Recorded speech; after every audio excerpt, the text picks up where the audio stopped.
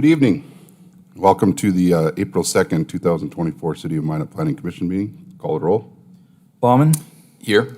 Domes, Yes. Bacon, Gates, Iverson, Here. Kibler, Here. Johnson, Longton, Minot, Here. Offerdahl, Here. Pondeela. Here. You have a quorum. With that, let's stand for the Pledge of Allegiance. Pledge allegiance to the flag of the United States of America and to the republic for which it stands, one nation, under God, indivisible, with liberty and justice for all. Okay, moving on to agenda item number 4, approval of the March regular meeting minutes. Move to approve. Motion to approve by Vice Chair Bauman, I'll second. second by Commissioner Kibler. Any discussion? Any discussion? Okay, seeing none, we'll close the discussion and call the roll. Bauman, Yes. Domes, Yes. Iverson, Yes. Kibler, Yes. Minot, Yes. Offerdahl, Yes. Pondeela. Yes. Motion carries. All right, moving on to agenda item number 5, public hearing request by Scott McClelland, representing CHS, owner and request zone change for annexation of a C2 general commercial lot. The legal description for the property is outlots 26 and 27 of the north half of the southwest quarter Less Highway, right-of-way section 21, Township 155. Range 82 and outlot 28 of the west half of outlot 29 lying in the southeast quarter, Lest Highway, right-of-way section 21, Township 155, Range 82 of the County of Ward, North Dakota. That will turn it over to city staff for findings and report. All right, good evening, Planning Commissioners. We have an application from CHS to do a zone change and annexation. Tonight, you'll be considering a recommendation for the zone change. The property is located in East Minot. It's north of the Burdick Expressway and Highway 2 interchange. The subject property is currently zoned C2 General Commercial. The current development is legal nonconforming. Any future development would have to conform to the existing underlying zoning. The applicant is requesting the subject property be moved to M1, which would be complement the light industrial designation that it's been given on the future land use map. Included some, excuse me, site photos. You can see here's facing north. This is the existing CHS facility on the property. Facing south, you're looking at the expressway and Highway 2 interchange. The northwest photo here shows where they're currently parking the semi-trailers on the property. And east photo shows you the frontage road that is used as access for the property. These are the finding of fact. You can find them in the staff's written report. Ultimately, the Planning Commission has the authority to recommend if the case should be approved or denied with or without conditions. Staff recommendations are as follows. The staff recommends the Planning Commission adopt the staff findings of fact and recommend approval to the City Council for a zoning map amendment from C2 General Commercial to M1 Light Industrial with the following conditions. Gravel must be removed from the right-of-way and must be landscaped per zoning ordinance. Parking lots and driveways must be paved. Stormwater management plan is required. New water connection is required. Capping of existing service main, and septic permits be kept current with First District Health. And with that, I will stand for questions. Thank you. Any questions for city staff? I have a Couple, sorry. Three for you, Mr. Dietrichson. First one, can you just talk me through a little bit what the landscaping changes will be for the applicant moving from C2 to M1? Chairman Offerdahl, Commissioner Baumann, they would have to meet the requirements for M1 industrial. Primarily, that would be a landscaped boulevard with street trees in this instance. They'll also have to do some parking lot landscaping for the front of the property as well. Okay, so we do pick up some beautification and screening through approval of this process. Absolutely. Okay. However, the screening requirements are significantly less in M1 than they would be in C2, but there are screening and landscaping requirements, yes. Okay, sounds good. That was question number one. Question number two. Wondering if you can look into your magic crystal ball and, thinking we had a conversation last month about possibly removing the parking burdens that might be on light industrial areas like M1. I'm wondering if you have any thought as to what that might be or could potentially look like. Is this something that would be applicable to this particular application, or is that something that it's too early to tell? Chairman Offerdahl, Commissioner Baumann, yes, this would be an instance in which, looking at parking minimums would be for this type of project.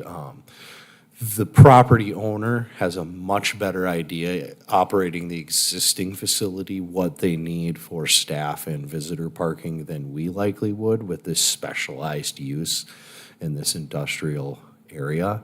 The parking requirements for this, the bar is very low. They've actually, remembering their site plan, they've got more parking than we would likely require, just because they know what they need here. Primarily, the parking focus for this project was on parking of semis and semi-trailers, which is something that we don't really look at as much. We look at stacking for their bays, but not as much for their parking areas. And they've got a far better plan than we could come up with because they know the nature of their business and they know what they need.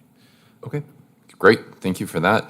Final question from me. Obviously, whenever we annex property into the city, we then assume the responsibilities of infrastructure, road paving, water, all of the things that come along with infrastructure. Can you talk me through a little bit? Is there a burden to the city of Minot for annexing this property? Or are we not considering annexation at this time? Sorry.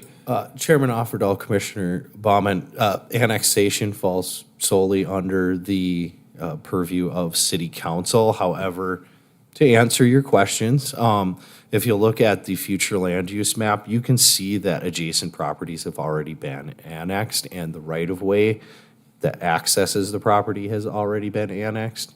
City services are in place to a certain extent already. There isn't a great burden to the city as far as expansion of our city services. Thank you. Mr. Chairman, if I can add on to that, one real quick comment. When you hook up to city services, you're required to annex. That is a policy of the city that, in this instance, they're hooking up to city water. So in order to get the city water, they have to annex into the city. Thanks.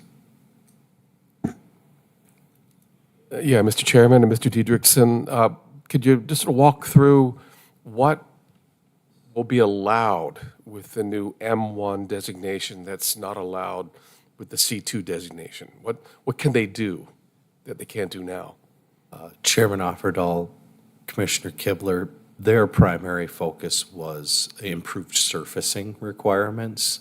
They're looking to do semi-truck, tractor, and trailer storage. They didn't want to have to pave that entire area. Paving requirements are currently design standard in C2 for this type of use.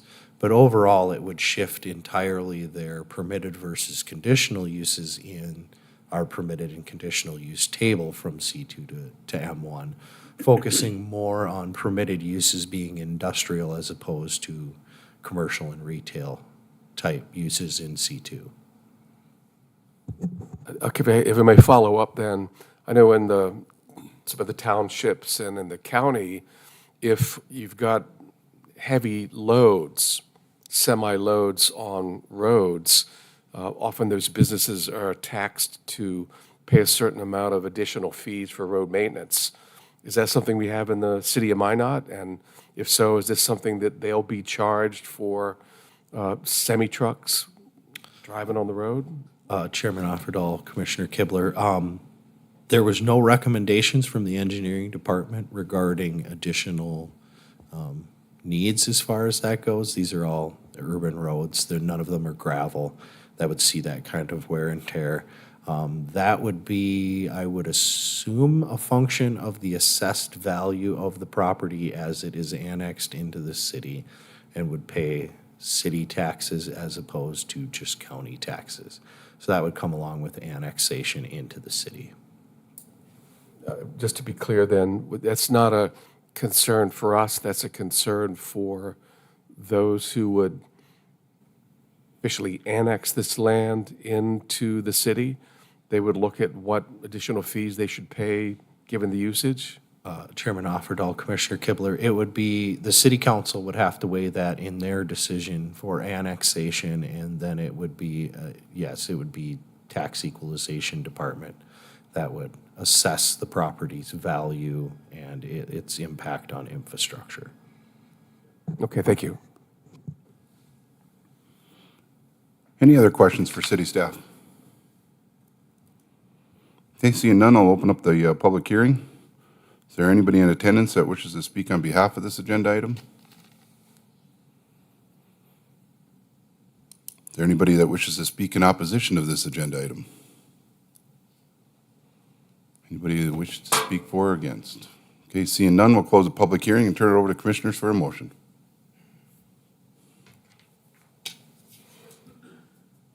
I'd move based on staff findings of fact with all provisions to approve. Second. Okay, so we got a motion by Commissioner Kibler, and I believe we had a second by Commissioner Iverson. Any discussion?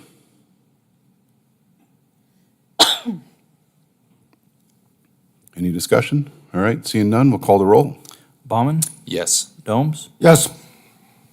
Iverson, Yes. Kibler, Yes. Minot, Yes. Offerdahl, Yes. Pontier. yes, Motion carries. Okay, moving on to agenda item number 6.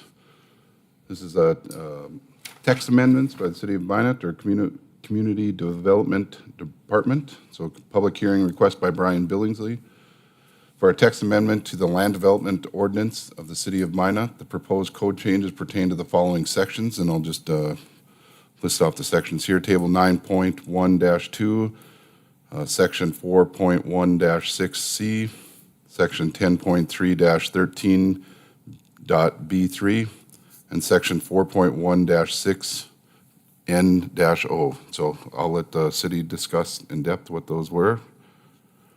With that, we'll turn it over to city staff for any questions, or for findings and reports. All right, so this is similar to what you'd see in a fall cleanup text amendment. We just had some pressing items that we needed, so we're doing a spring cleanup. So the proposed change number 1 is an amendment to table 9.1-2, and it alters the budget, master sign plan budget for buildings taller than 5 stories on properties zoned CBD, which is our central business district, and public. So this is primarily in the downtown area. And so this allows, it keeps the master sign plan budget the same for 4-story buildings and below, and increases for 5 stories and above to 900 square feet. Proposed change number 2 is in section 4.1-7A, sales and service of industrial, agricultural, and construction equipment and semi-trucks. We touched on this a little bit earlier, how the paving requirements in C2 for these more on-the-line retail, heavy industrial, they're conducting retail of heavy industrial equipment. So we are updating their approved surfaces to include grass and gravel parking. This would be used specifically for these service and sales of heavy equipment areas that are currently in C2 or proposed in C2. All right, proposed change number 3 is section 10.3-13B3, dedication of right-of-way easement and street widths. Specifically B3, that looks at the public utilities easement of 10 feet along every front property line. This would be the property line that abuts the right-of-way. Adding the language, the city engineer may waive this requirement in their sole discretion if the dedication of the easement may cause a detriment to the public or public improvements. A waiver determination will be kept on file with the Community Development Office. So this gives our engineering department the opportunity to administratively waive that requirement. This would be done during the platting process. Proposed change number 4 is for section 4.1-6N, kennels and veterinary clinics with overnight boarding, and also section 4.1, adding 4.1-60 pet boarding facilities. This would require 2 uses to be added to our conditional and permitted use table. Pet boarding facility up to 5 and pet boarding facility 6+. This would require us to add a definition for pet boarding facility. It's important to note at this point, I had submitted to you in your agenda Exhibit 1. Exhibit 1 was reviewed by our legal department, and they have requested a few changes to verbiage within it. You can see the city attorney's recommendations are highlighted in the yellow highlighter and strike through of what she had requested to change. So pet boarding facility, any type of building or fenced area where pets that are not owned by the owner of the property are kept for boarding. There are 2 classifications of boarding facilities, one being facilities that board up to 5 pets, 6 months or older, and the other are facilities that board 6 or more pets 6 months or older. Boarding can be for the day or overnight, but not more than 3 consecutive nights. So that's what the changes requested from the legal department. The next section was 4.1-6N. When I had submitted Exhibit 1, I went one direction, which was to add commercial kennels. Legal asked us to go the other direction and remove commercial from C instead of adding it to D and G.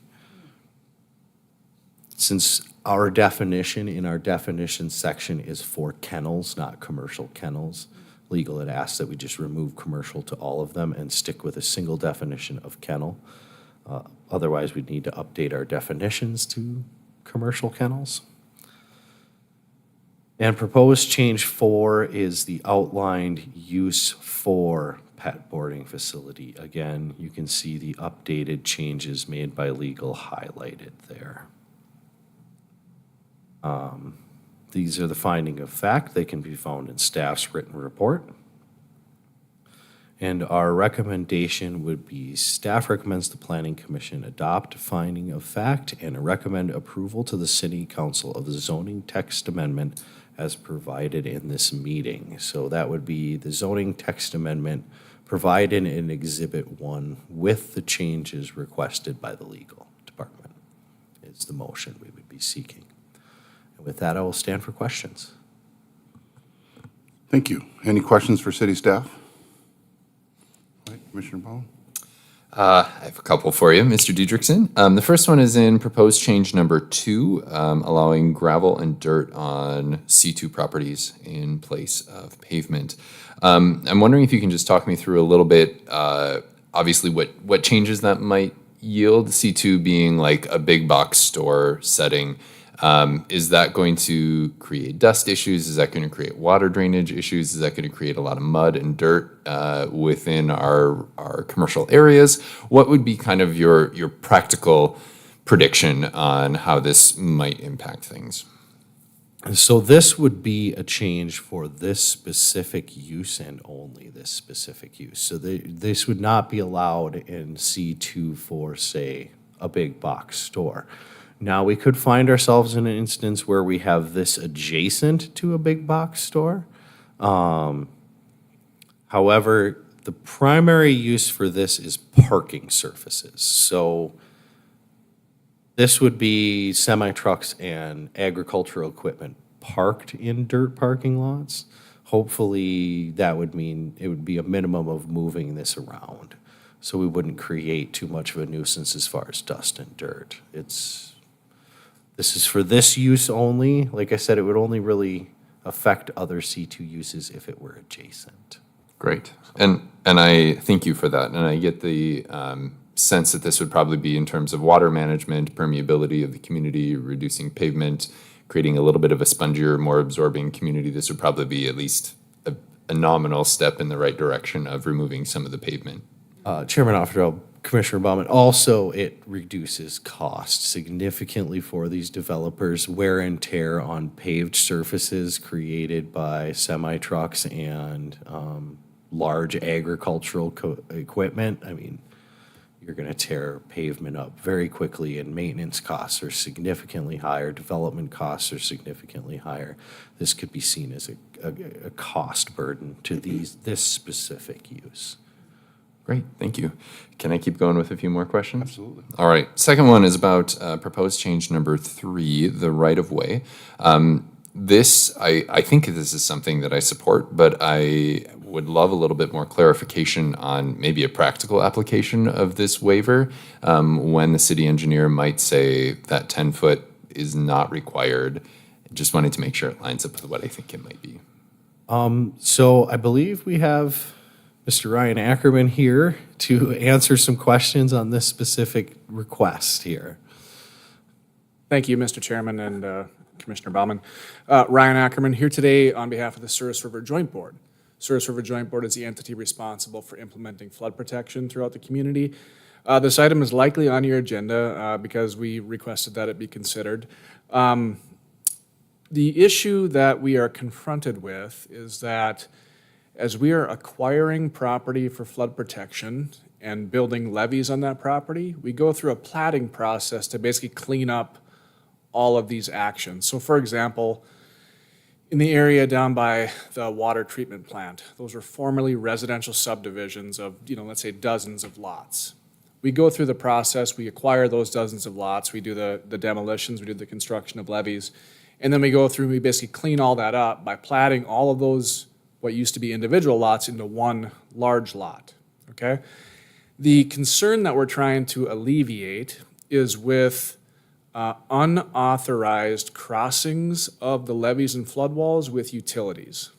So every time that a utility is going to cross a levee or a flood wall, it needs to be done in a very thoughtful fashion so that it doesn't undermine basically the fidelity, if you will, of that levee structure, okay? So these need to be very specifically designed, and they need to be located in areas that are compatible with flood protection. In some instances, if we put a 10-foot utility corridor just adjacent to a street, that may line up with an area where we cannot have utilities crossing a levee or a flood wall. So the idea is, let's get rid of this kind of blanket requirement that we put a 10-foot utility easement on everything, in instances where that could compromise public safety in the future. So that's kind of the background of it all. We're, certainly we understand and we want to accommodate the ability of utility companies or the city of Minot to cross flood protection in areas where they need to. But we also need to ensure, for the public's interest, that it's done in a thoughtful, well-designed, and safe fashion. So, Thank you. Yeah, Mr. Chairman and Mr. Ryan, what does this thoughtful and safe fashion mean? okay, so You've got an underground easement, you've got a pipe. I'll give you an example. So today, the most common practice for utility installation is to do it by directional boring, right? Okay. Where you drill underground and then you install utility underground by pulling that utility through a hole that is larger than the utility itself. Okay, so if I wanted to bore in a conduit for a fiber optic line, let's say that conduit is, 3 inches in diameter. It's likely that I'm going to drill a hole that's maybe 5 inches in diameter to be able to pull that conduit through there. The problem is that now we have this gap between the utility conduit and the earth itself that creates a preferential seepage path during a flood. And that can be basically a life safety risk. So we want to alleviate that and make sure this is done in a way that's acceptable. What do? Fill it with glue, or, what? No, You have to make the hole of a certain size to pull it in through. general, directional boring and crossing flood control, these things are not compatible. So it needs to be done in an open cut fashion in locations that are acceptable. And an open Again, we're cut, just trying to solve potential future problems with this particular and language. an open cut means that it's a cut through the flood wall? No, open cut meaning a traditional excavation, right? So with a trenching machine or an excavator, a backhoe, something like that. Okay, got it. Thank you. Yep, you're welcome. Any other questions? I do have one more for staff. I'm so sorry. Mr. Diedrichsen, thank you, Mr. Ackerman. On proposed change number 4, I noticed there was a grammar typo and just wanted to know if that's something we need to clean up when we're making a motion now. Third sentence, 1 being a facilities that board up to 5. Do we need to strike that third? Like 1 being facilities that board, or 1 being a facilities? Facility that boards. I think that would just be facility. Yeah, take off that. One would Okay, be is that something we need to do one now? being a facility that boards, Boards plural, yeah. one being I think removing A is the facilities. path of least That resistance. board. I guess either way, go. And I'm Either not we trying gotta to be the get rid grammar of the A police. and I we just gotta know make that it boards, or I'm open to suggestions on what you believe sounds best there. It was an edit from the legal, and I guess I didn't catch the earlier. it's totally fine. Do we need to clean it up now, or is this something I would that legal? I would recommend that you make a recommendation on one way or the other, and I can clean it up. So we can go, one being a facility that boards, or we can have it be one being facilities that board. Either way is whatever you feel rolls off the tongue best. Now the time to make a recommendation, or what's the, okay. Well, I will move that we, nope, Public hearing first. okay, Great. Put that in your notes. got it. Just one question, and that I just would preface with my thought that it ought to be facility that boards. One facility boards. I think my preference for removing just as a counter to that, is that we then have to clean up several other words later on in the sentence, whereas removing keeps everything else valid. Okay, that was just a open. I'm just curious where, under animal services, we're going to put these 2 kennels, or the 1 kennel, commercial and otherwise. Where were they before? I mean, we've got kennels in Minot, so where was their language about kennels? This Not is here. actually, Chairman Offerdahl, Commissioner Kibler, this is actually to delineate pet boarding, AKA doggy daycares, from kennels. So this is like a pet boarding facility, you're limited. Kennels are not limited. You can kennel your dog for a week and a half while you're in Florida. You can only board your animal in a pet boarding facility for up to 3 consecutive nights. So this is creating a use that falls into a demand that has been brought to us that isn't addressed. Kennels are only, if you check out kennel in here, you're only allowed to do them in agricultural zones, C2 and M1, where they wouldn't be a nuisance. That's your traditional kennel with rows of cages and barking dogs.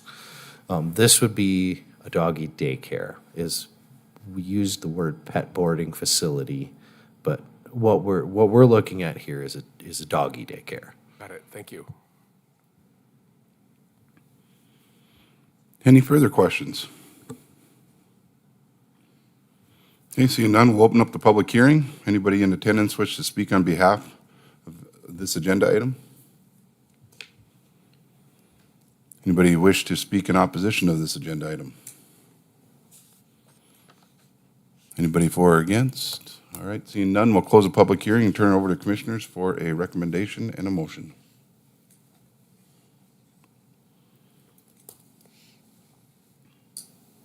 I'm going to move to approve staff recommendations, or move to approve changes on staff recommendations and findings of fact, adding in the condition that we remove from sentence 3 of the definition of pet boarding facilities brought forward in proposed change 4.